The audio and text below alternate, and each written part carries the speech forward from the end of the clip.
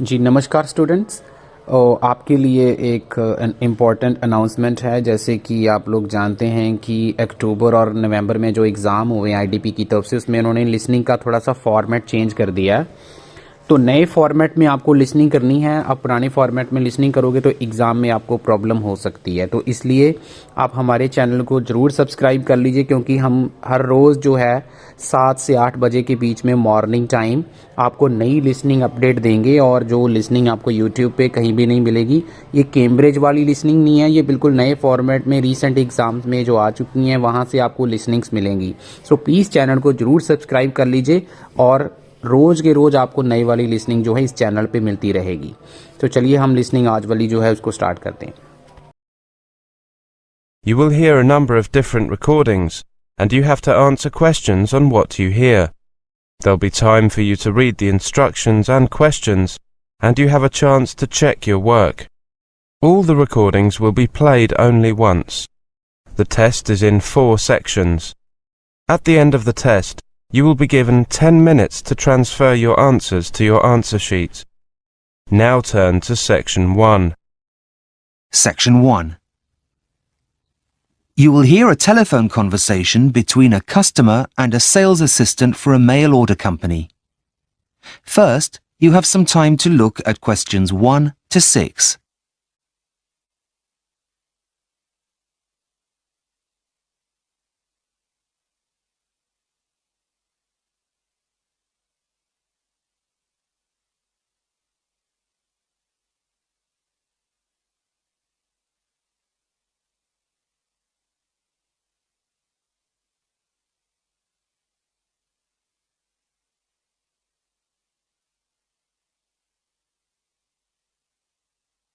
You will see that there is an example that has been done for you. On this occasion only, the conversation relating to this will be played first. Good morning. How can I help? I'd like some help with ordering a book. I've tried your website, but it says it's offline at the moment and to call this number. The answer is website. So, website has been written in the space. Now we shall begin. You should answer the questions as you listen, because you will not hear the recording a second time. Listen carefully and answer questions 1 to 6. Good morning. How can I help? I'd like some help with ordering a book. I've tried your website, but it says it's offline at the moment and to call this number. Oh, yes. I do apologise. We've been having some problems with it, but I can take the order over the phone if you like. That would be great. It's a gift, you see. Can I take your name, please? Yes, of course. It's Zara Freeman. Is that Zara with an S or a Z? With a Z. Z-A-R-A. Just writing that down. Right. What was the title of the book you'd like me to order? I think it's called Future Words. No, hang on. Sorry. That's Future Worlds. Okay, just typing that in. I can't seem to find it. Do you know the name of the author? I'll do a search. Yes, it's by a man called Richard Watson. Watson, as in W-A-T-S-O-N.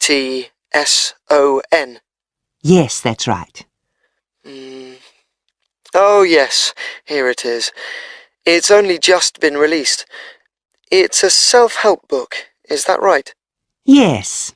Now, it costs £12.99. Yep, that's fine. Okay. How would you like to pay? Is a debit card okay? No, sorry. We only accept credit cards. Oh, dear. Just let me check to see if I have it with me. Oh, yes, here it is. Can you read me the long... Before you hear the rest of the conversation, you have some time to look at questions 7 to 10.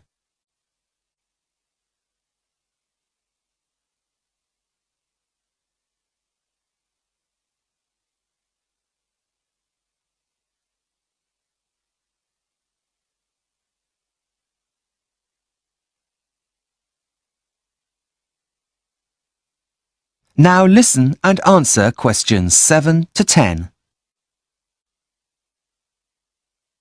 Right, almost done. Now I just need the delivery details. Right, I've got my friend's address here. It's 62 Green Gardens, London, N22. Just typing that in. 52 Green Gardens. No, it's number 62. Now, what kind of delivery would you like? What are the options? There are two. The free delivery option takes 5 days, or you can pay an extra £2.25 to have it sent out first class tomorrow. That would come to a total of £15.24p. Well, my friend's birthday is next week, so it should get there in time with the free delivery. So I think I'll take that. Right. That means that it will be delivered on the 21st of February, anytime from 8 a.m. to 6 p.m. Is that okay? Well, I know my friend leaves early for work, so would it be possible for him to pick it up from the local post office instead? I'm afraid that won't be possible, but I could add some special instructions for it to be left with someone else, a neighbour, perhaps? Actually, yes. I have met the old lady who lives next door, and she's bound to be home. Could you leave it with her? Fine. I'll add that if he's not home, then the package should be left with the neighbour. That's great. Thanks very much for your help. My pleasure. Thank you for shopping with... That is the end of section 1. You now have half a minute to check your answers.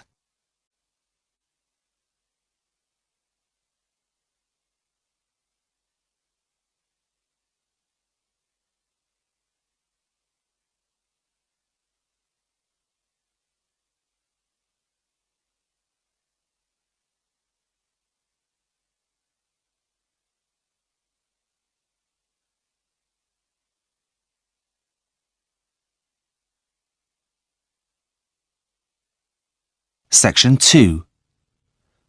You will hear an online guide giving a tour of the home of the future. First, you have some time to look at questions 11 to 16.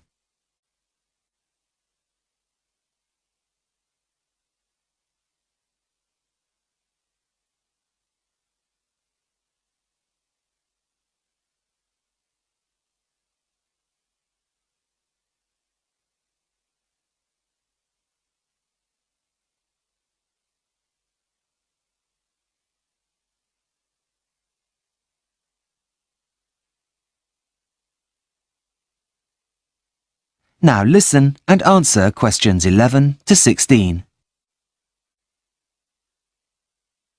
Welcome to the Homes of the Future online website. I will be your virtual guide around the homes you could soon be living in. Let's begin our tour in the bedroom.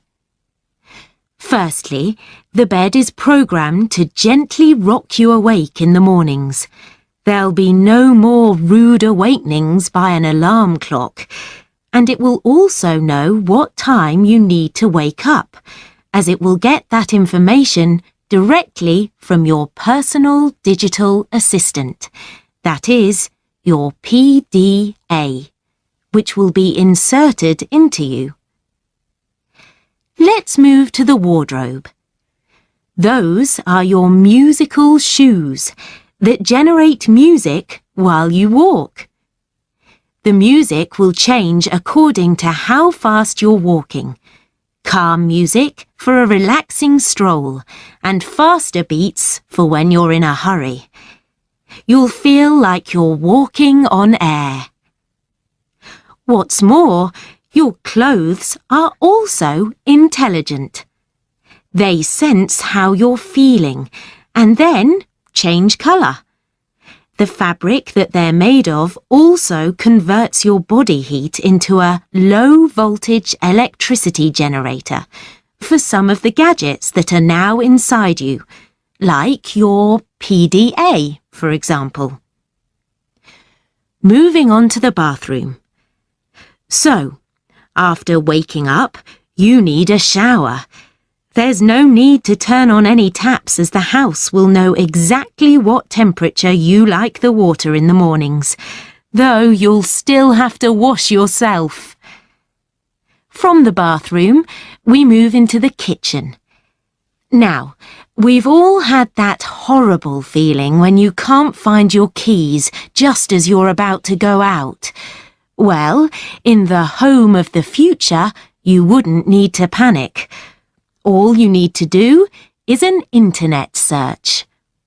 All items are now programmed with a tracking device so that they will light up and signal to you where they are.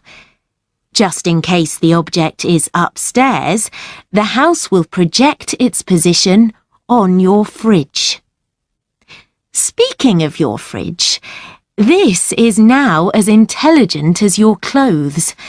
Not only does it keep a record of when you're running low on everyday essentials, like milk, but it emails your local grocery store, which will deliver them for you. It can also help with planning meals if you have friends over for dinner, by moving the chicken from the freezer so that it'll thaw in time.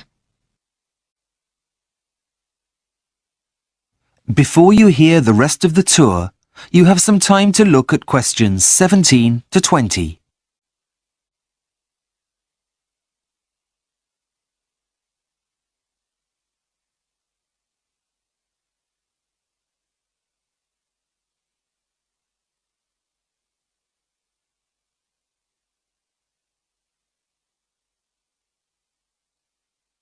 Now listen and answer questions 17 to 20.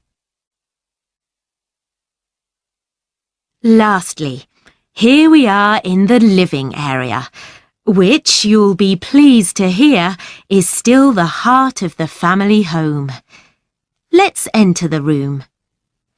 Now, to the left of the entrance is the main seating area, with a sofa, and directly opposite the entrance is an armchair.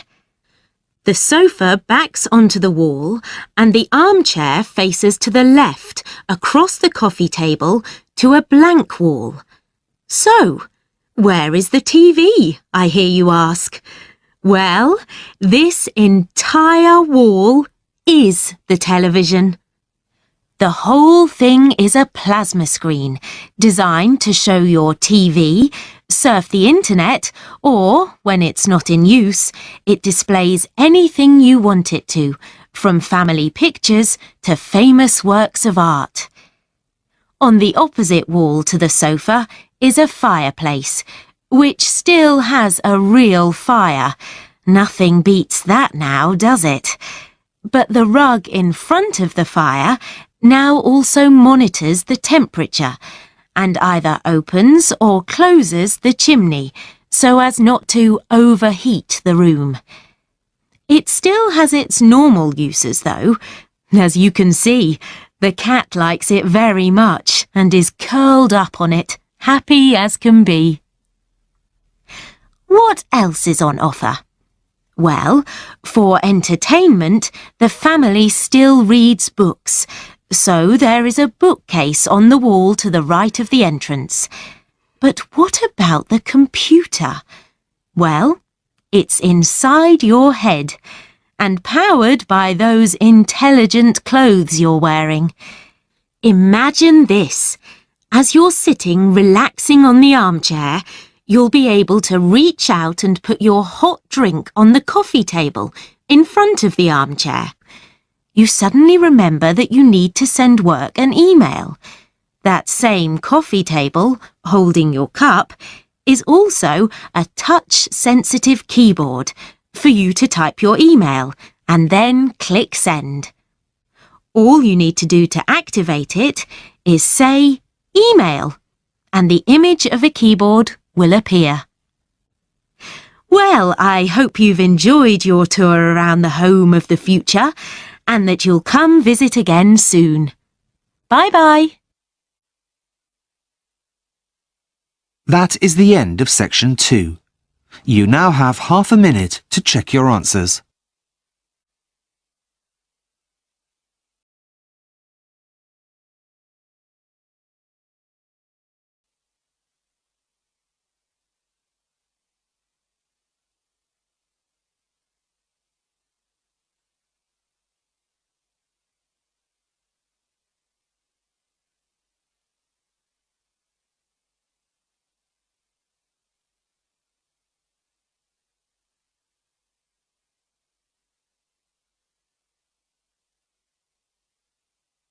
Section 3. You will hear a tutor talking to a student about a future assignment. First, you have some time to look at questions 21 to 25.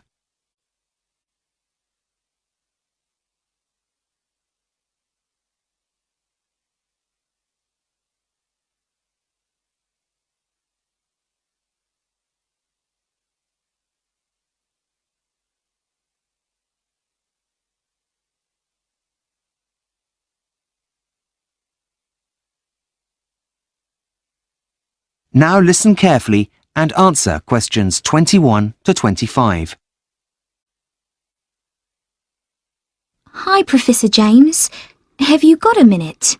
You see, I'm having a bit of trouble getting started on my graduate employability assignment. Well, okay, as long as it doesn't take longer than 10 minutes, as I have a meeting to get to at 3:30. Yep, fine. It shouldn't take long at all. Okay, Sally. Tell me what you've done so far, and we'll go from there. Well, as you suggested, I chose 3 local businesses and contacted them via telephone to introduce myself. That's good. Well, the thing is, I couldn't get past the secretary of 2 of them. Do you have any suggestions? What about following up with a letter stating what time you'll be calling again? Oh, that's a good idea. I hadn't thought of that. So, tell me about the one you have contacted. Right. Well, he was very helpful, actually. He received the survey I emailed him and has already sent it back. I've had a very quick look at it, but haven't had a chance to write it up yet. So far, so good. Carry on. Well, apart from that, I've also found a lot of statistics that exist on the starting salaries graduates begin on once they finish studying. There's some really interesting stuff out there. Did you know, for example, that your average engineer earns nearly as much as a medical graduate? Yes, I did.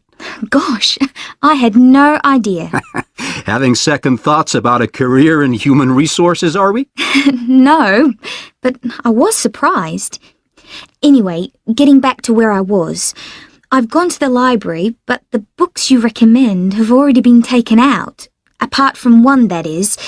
It's called A Starting Success. I haven't read it yet, but I've taken it out and it's on my list of things to do. Have you come up with a plan yet? Yes, and I've written my hypothesis as well as my introduction, but that's where I've got stuck. I don't really know how I'm going to be able to present all of the information, as there's so much of it. Before you hear the rest of the conversation, you have some time to look at questions 26 to 30.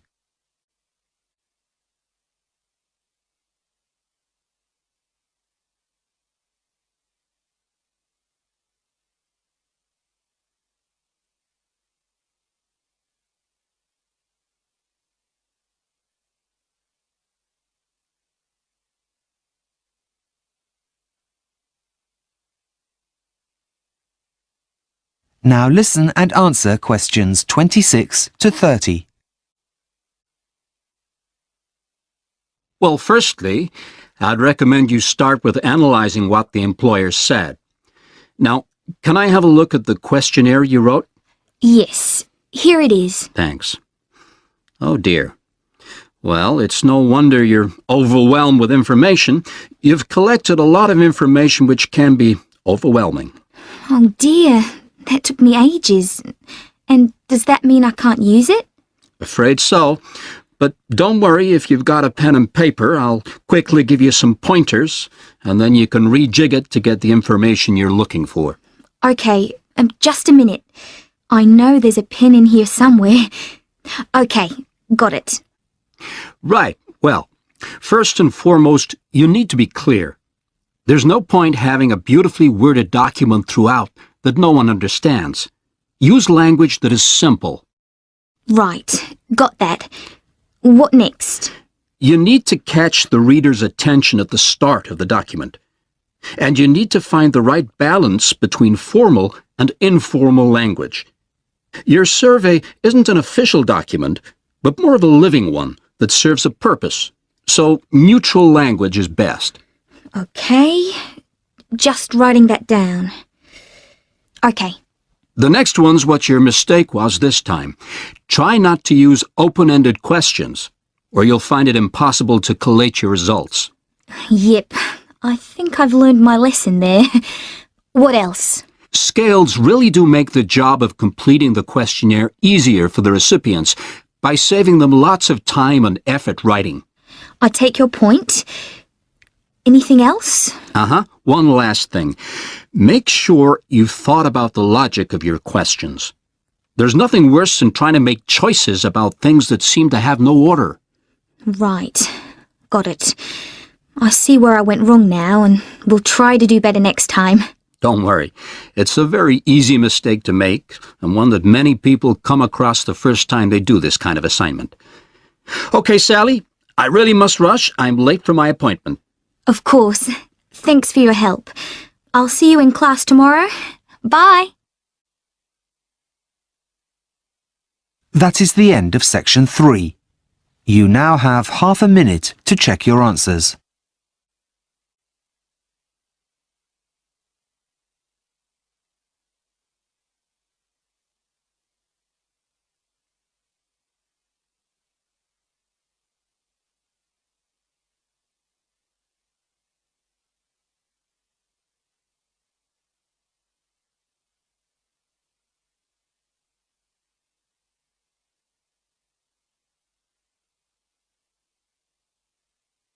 Section 4.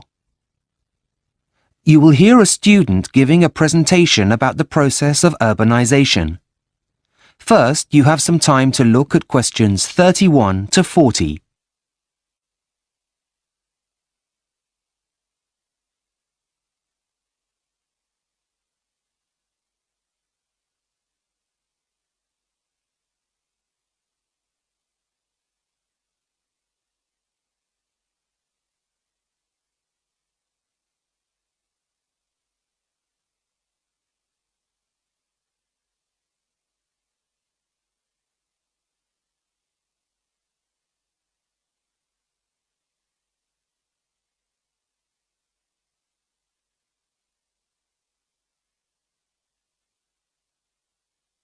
Now listen carefully and answer questions 31 to 40.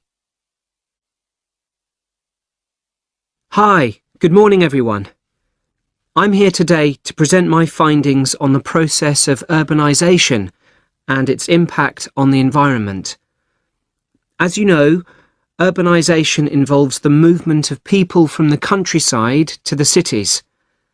As this process continues, the cities of the world continue to grow. I will demonstrate how this growth is eating away at the planet's most fertile land. My research has focused on 2 studies that looked at land use in the United States. These have shown that since its independence, only 3% of all land in the United States has been built on. However, the same studies have also shown that the resulting loss of productive land is comparatively much greater. This isn't so much of a problem in America, as it has a relatively low ratio of people to land. However, most other countries are not so blessed, the impact of which could have dire consequences for the future. The real danger here is if this pattern were to be repeated by developing countries, it could have a major effect on the world's food supplies in the next 50 years. In order to reach this conclusion, several research methods were adopted. A group of scientists in the United States used a weather satellite that normally maps moonlit cloud cover at night.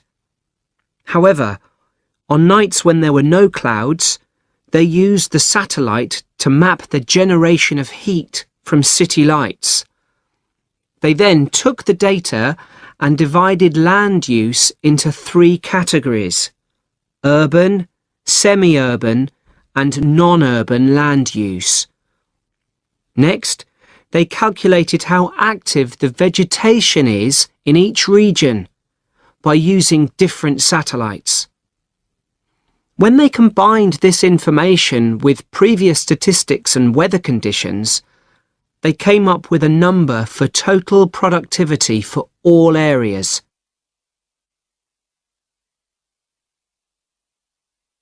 So what did the results of this process of land classification show? Well, firstly, they proved that although only a tiny percentage of the land in the United States is urbanized, and 29% of land is used for agricultural purposes, the land which has been built on actually has the best soils. These were independently corroborated by a second team of scientists in San Francisco, whose results show that this process is happening even faster in the southeastern corner of the United States. This means that land that is extremely productive from an agricultural point of view is being taken over by lawns, golf courses, and a few scattered trees. As a direct result of urbanization, the researchers in San Francisco calculated that every year 91 million tons of plants are lost in the US. So what does this mean for the future? Well, I have come up with some of my own ideas for practical solutions. Countries should calculate whether urbanization is happening on their fertile lands too, especially if they have large populations compared to the amount of land available, like India and China, for example. If it is, then every effort should be made to stop the process from happening. This can be done in many ways. One of them is to stop investing in the infrastructure of those areas. If people don't have the facilities they need, they won't want to live there. But in my opinion, the main solution here is to offer people financial incentives to move away from fertile land to areas that are less valuable in agricultural terms. I hope you've enjoyed my presentation this morning. Thanks for your kind attention. I will now take any questions if you have. That is the end of section 4. You now have half a minute to check your answers.